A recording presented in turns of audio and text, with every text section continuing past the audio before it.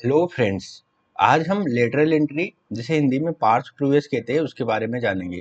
हाल ही में क्या हुआ है कि यूपीएससी ने लेटरल एंट्री के लिए भर्ती प्रारंभ की थी, परंतु केंद्र सरकार ने यूपीएससी से इसे वापस लेने को कहा है। तो हम जानेंगे लेटरल एंट्री क्या होती है। लेटरल एंट्री को हिंदी में पार्ट्स प्रीवियस कहते हैं। इसका मतलब है कि किसी व्यक्ति को सीधे एक उन्नत पद, है ना, एक उन्नत पद या उच्च स्तर पर नियुक्त किया जाता है बिना प्रारंभिक चरणों को पूरा किए हुए। मतलब प्रारंभिक चरणों को इसमें नहीं लिया जाता है और सीधे एक बड़ी पोस्ट इसको प्रदान कर दी जाती है। इसे हम लेटरल एंट्री कहते हैं, है ना। आमतौर पर इसका उपयोग सरकारी या निजी क्षेत्रों में उन व्यक्तियों के लिए किया जाता है जो पहले से ही संबंधित क्षेत्र में अनुभव रखते हैं और उन्हें विशेष योग्यता या अनुभव के आधार पर सीधे नियुक्त किया जाता है। सामान्यतः क्या क्या होता है, जब कोई व्यक्ति किसी संस्था में प्रवेश करता है तो वो निचले पद पर होता है, फिर उसके बाद उच्च पद मिलता है उसे, फिर उसके बाद प्रमोशन होता जाता है। इस तरह से वो आगे बढ़ता हुआ जाता है। परंतु लेटरल एंट्री के माध्यम से डायरेक्ट उसे उच्च पद प्रदान कर दिया जाता है और वो किस आधार पर दिया जाता है, उसे या तो उस क्षेत्र में विशेष योग्यता हो या उस चीज का अनुभव हो, उस आधार पर उसे सीधे नियुक्त किया जाता है। अब जो यूपीएससी में लेटरल एंट्री का जो होता है वो क्या है। संघ लोक सेवा आयोग में लेटरल एंट्री का मतलब है कि सरकारी सेवा में पहले से कार्यरत अधिकारियों के बजाय, मतलब पहले से कार्यरत जो आईएएस आईपीएस वगैरह होते हैं, इनके बजाय निजी क्षेत्र, सार्वजनिक क्षेत्र, शिक्षाविद और अन्य क्षेत्रों से अनुभवी पेशेवरों को सीधे उच्च पदों पर नियुक्त किया जा सके। यह प्रक्रिया उन व्यक्तियों को सरकारी सेवाओं में शामिल करने का एक तरीका है जो संबंधित क्षेत्रों में विशेष अनुभव रखते हैं, लेकिन उन्होंने पारंपरिक सिविल सेवा परीक्षा नहीं दी है। मतलब वो यूपीएससी की जो परीक्षा होती है उसको पास करके नहीं आए हैं। प्रारंभिक स्तर पर जो होती है सीधे वो भर्ती हो जाते हैं। वो किस आधार पर होते हैं, या तो उन्हें उस क्षेत्र में विशेषज्ञता होती है या अनुभवी पेशेवर होते हैं और या शिक्षाविद वगैरह होते हैं। लेटरल एंट्री के माध्यम से चयनित व्यक्ति उप सचिव, निदेशक, संयुक्त सचिव जैसे पदों पर नियुक्त किए जा सकते हैं। ये बहुत बड़ी बड़ी पोस्ट होती है, उप सचिव, निदेशक, सहायक सचिव, है ना, और संयुक्त सचिव, ये वाली। सरकार इस प्रक्रिया का उपयोग नीतिगत निर्णय और कार्यान्वयन में विशेषज्ञता लाने के लिए करती है ना। तो संघ लोक सेवा आयोग में जो लेटरल एंट्री होती है वो विशेषज्ञता लाने के लिए होती है। क्या होती है? विशेषज्ञता लाने के लिए होती है। अब लेटरल एंट्री के लाभ क्या क्या है अगर हम देखें तो सबसे पहले तो विशेषज्ञता और अनुभव मिलता है इससे, है ना। विशेषज्ञता लेटरल एंट्री के माध्यम से निजी क्षेत्र, शिक्षाविदों और अन्य क्षेत्र से विशेषज्ञों को शामिल किया जाता है और उनके विशेष अनुभव और ज्ञान का लाभ सरकारी नीतियों और योजनाओं में ला सकते हैं, है ना। इससे क्या होता है कि मतलब एक तरह से स्पेशलिटी आ जाती है और जो कार्य सरकार करवाना चाहती है उसको आसानी से किया जा सकता है। जैसे मान सकते हैं हम कोई स्वास्थ्य सचिव बनता है ना। स्वास्थ्य सचिव बनता है तो अगर हमको विदाउट लेटरल एंट्री से करते हैं तो स्वास्थ्य सचिव कौन बनेगा? जो पहले यूपीएससी चयनित हुआ हो और उसका धीरे धीरे प्रमोशन हो रहा है और वो उच्च स्तर पर जाकर स्वास्थ्य सचिव बन जाता है। परंतु लेटरल एंट्री के माध्यम से क्या होगा, स्वास्थ्य सचिव ऐसे व्यक्ति को बनाया जा सकता है जो स्वास्थ्य के क्षेत्र में विशेषज्ञता प्राप्त किया हो। जैसे कोई एमडी हो गया या कोई स्वास्थ्य संचालनालय का अध्यक्ष हो गया, है ना। इस तरह से, है ना, कोई साइंटिस्ट हो गया, स्वास्थ्य मतलब कोई ऐसा स्वास्थ्य के क्षेत्र में किसी ने उपलब्धि हासिल की हो, रिसर्च प्राप्त की हो, नोबेल प्राइज विजेता हो, है ना। इस तरह से व्यक्ति को लेटरल एंट्री के माध्यम से सरकार में शामिल किया जाता है लेटरल एंट्री के माध्यम से। दूसरा क्या होता है, सिस्टम में ताजगी। सरकारी सेवा में नए विचार, दृष्टिकोण और दृष्टिकोण लाने का मतलब नए विचार दृष्टिकोण लाने का अवसर मिलता है, जिससे नीतियों और योजनाओं में नवाचार, है ना, इनोवेशन को बढ़ावा मिलता है ना। प्रदर्शन में सुधार। अनुभवी पेशेवरों के शामिल होने सरकारी विभागों में प्रदर्शन में सुधार होता है क्योंकि वे अपने अनुभव और दक्षता से काम में तेजी और गुणवत्ता ला सकते हैं ना। इससे क्या होता है, इफिशियंसी बढ़ती है, सिस्टम की इफिशियंसी में वृद्धि होती है। समय और संसाधनों की बचत होती है। लेटरल एंट्री से समय और संसाधनों की बचत होती है क्योंकि इन पेशेवरों को प्रारंभिक प्रशिक्षण की आवश्यकता नहीं होती है ना। इन्हें प्रारंभिक प्रशिक्षण नहीं प्रदान किया जाता है है ना, डायरेक्ट इनको उच्च स्तर की पोस्टों पर नियुक्त किया जाता है। सुधारवादी दृष्टिकोण, यह प्रक्रिया सरकारी सेवाओं में सुधारवादी दृष्टिकोण और परिणाम आधारित कामकाज को प्रोत्साहित करती है ना, परिणाम टारगेट ओरिएंटेड वर्ग को ये प्रोत्साहित करती है। परंतु लेटरल एंट्री की कुछ हानियां भी है ना। क्या है? संघर्ष और विरोधाभास, पारंपरिक सरकारी अधिकारियों और लेटरल एंट्री में आने वाले पेशेवरों के बीच संघर्ष हो सकता है, क्योंकि दोनों के कार्यशैली में दृष्टिकोण में भिन्नता हो सकती है। कैसे संघर्ष और विरोधाभास? जो पहले से सिविल सर्वेंट है, वो जो पोस्टिंग मतलब प्रमोशन लेके ऊपर पहुंचे, और जो डायरेक्ट भर्ती से आ रहे हैं, उनमें विरोधाभास हो सकता है ना। विरोधाभास कैसे हो सकता है? ये अपने अलग विचार रखेंगे, ये अपने अलग विचार रखेंगे, तो इस तरह से विरोधाभास हो सकता है। अनुभव की कमी, सरकारी प्रक्रिया और नौकरशाही संरचना से परिचित न होने के कारण नए पेशेवरों को प्रशासनिक कार्यों में कठिनाई हो सकती है। ये कैसे हो सकती है?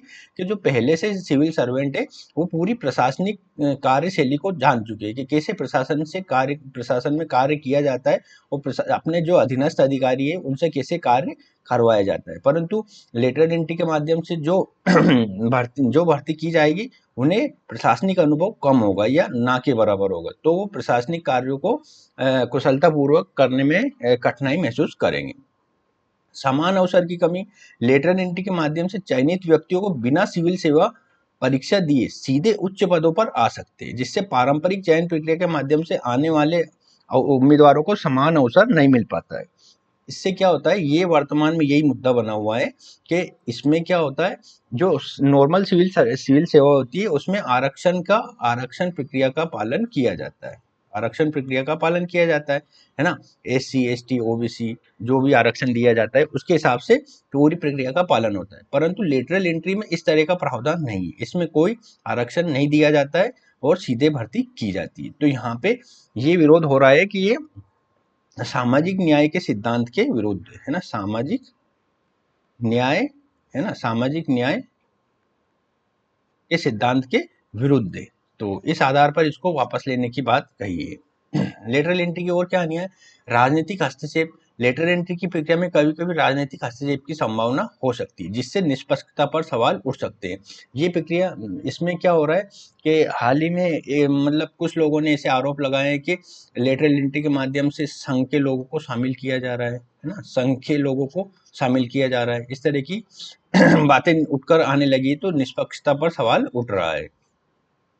स्थिरता में कमी, लेटरल एंट्री से आने वाले पेशेवर सरकारी सेवा में अस्थायी रूप से शामिल होते हैं, जिससे उनके द्वारा किए गए सुधारों को दीर्घकालिक स्थिरता पर असर पड़ सकता है ना। ये अस्थायी रूप से शामिल होते हैं क्योंकि पहले भी वो बाद में इनका ऐसा कुछ रोल नहीं होता है। लेटरल एंट्री को संतुलित रूप से लागू किया जाना चाहिए ताकि इसके लाभों को प्राप्त किया जा सके और संभावित हानियों को कम किया जा सके, है ना। तो ये पूरा लेटरल एंट्री का ओवरव्यू था। अब जो वर्तमान में मुद्दा चल रहा है, सरकार ने क्या किया है, लेटरल एंट्री की जो भर्ती निकाली थी यूपीएससी ने 17 अगस्त को, है ना, यूपीएससी ने जो भर्ती निकाली थी विभिन्न पोस्टों पर, है ना, उसे रद्द कर दिया है ना, रद्द करने का बोला है।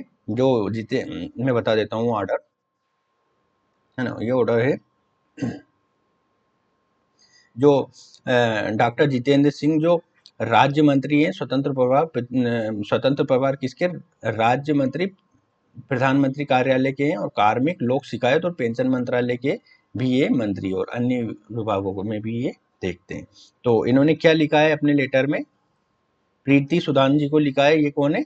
ये यूपीएससी की चेयरमैन है, इनको लिखा है। इन्होंने जो प्रधानमंत्री नरेंद्र मोदी जी के स्टेटमेंट के बारे में बताया कि वो इससे डिसएग्री हैं, और किस तरह से जो वर्तमान जो लेटरल एंट्री की जा रही है उसमें आरक्षण नहीं है, तो उससे सामाजिक न्याय में किस तरह से बाधा आ रही है। तो उन्होंने क्या लिखा है, ये लिखा है, recently the UPSC issue an advertise related to lateral entry post in the various levels of central government. It is well known as a principle. Lateral entry was endorsed by the Second Administrative Reform Commission, which was constituted 2005, chaired by the Shri मरोप्पा मोइली, है ना। उन्होंने ये कहा है कि जो second administrative द्वितीय प्रशासनिक सुधार आयोग जो 2005 में बना था, जिसकी अध्यक्षता वीरप्पा मोइली ने करी थी, उन्होंने लेटरल एंट्री के बारे में सुझाव दिया था, और जो यही सुझाव छठे पे कमीशन, है ना, छठे पे कमीशन ने 2013 में भी दिया था। मतलब वो ये कहना चाह रहे हैं कि ये कांग्रेस सरकार की देन है ना, कांग्रेस जो पहले कांग्रेस सरकार के द्वारा ये लाया गया था। However, both before and after there has been many high profile case of lateral entries। पहले भी इस तरह से बहुत सारे केसेस हो चुके हैं। कौन कौन से?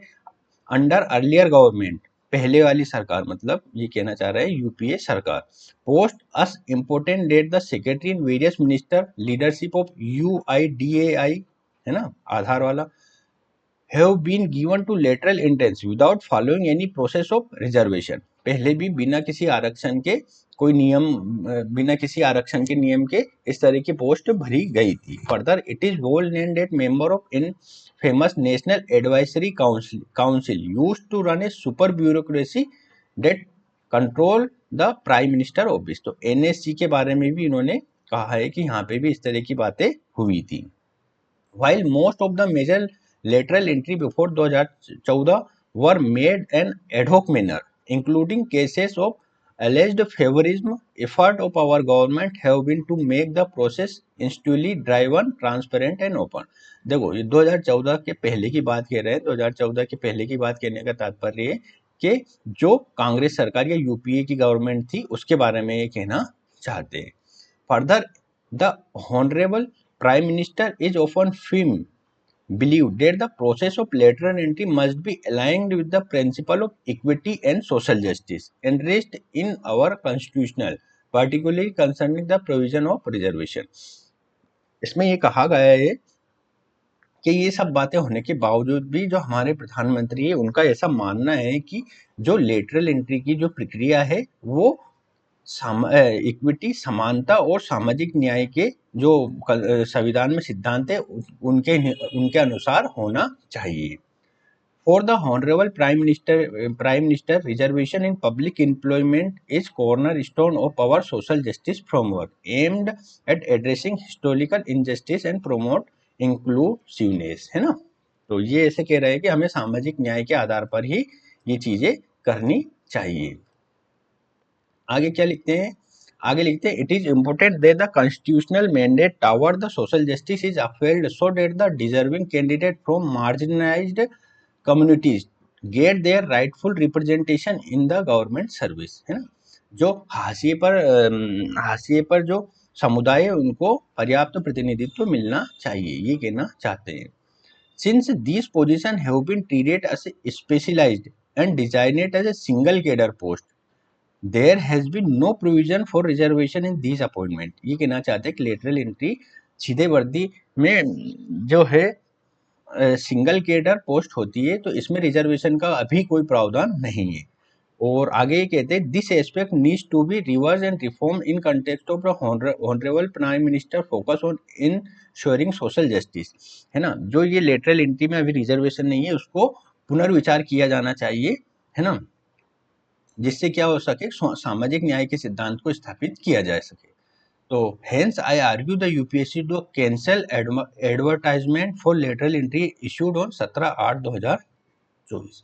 तो जितेंद्र सिंह जी कहते हैं कि यूपीएससी को कहते हैं कि जो ये एडवर्टाइजमेंट है लेटरल एंट्री का उसे कैंसिल किया जाए, है ना। इससे क्या होगा, सोशल जस्टिस और सशक्तिकरण को बढ़ावा मिलेगा। ठीक है, तो ये पूरा प्रोसेस है। इसमें लेटरल एंट्री अभी फिलहाल तो रोक दी गई है, अब आगे देखते हैं अगर लेटरल एंट्री होती है तो उसमें रिजर्वेशन का क्या कॉन्सेप्ट रहता है। ठीक है, और लेटरल एंट्री के बारे में अभी बहुत सारे विरोध भी हो रहे थे, राहुल गांधी जी ने भी बात उठाई थी, है ना, और चिराग पासवान ने भी बोला था कुछ लेटरल एंट्री के बारे में। तो ये सब बातें हैं, फिलहाल लेटरल एंट्री पर रोक लगा दी गई है। नेक्स्ट वाली वीडियो में हम मिलेंगे, तब तक के लिए नमस्कार।